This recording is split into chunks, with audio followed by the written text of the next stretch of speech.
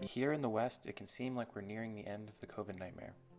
Robust vaccination operations are inoculating millions of people a day, sporting events are slowly allowing fans, and economies are beginning to pick up steam. But we're not out of the woods yet, and the pandemic is still far from over in regions with less access to vaccines. Even still, it's worth a look back at an interesting question of the pandemic. Why were developed nations hit so hard by the pandemic and less developed countries relatively spared?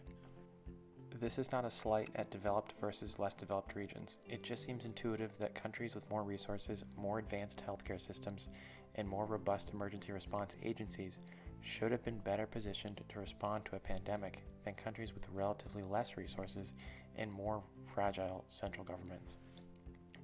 But a quick look at the top 10 COVID fatality countries, all of those 10 are in the top 20 largest economies.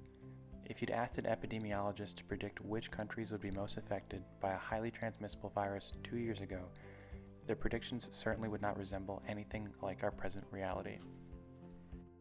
Health experts have attributed this to a variety of social factors. For one, there aren't retirement homes in many of these less developed countries. The COVID virus has proven to be most dangerous to older individuals.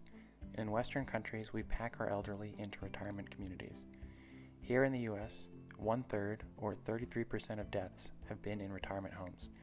A Wall Street Journal review found that in more than 24 countries, nursing home deaths are linked to more than 1/3 of COVID deaths, even though elder care facilities represent less than 2% of the population.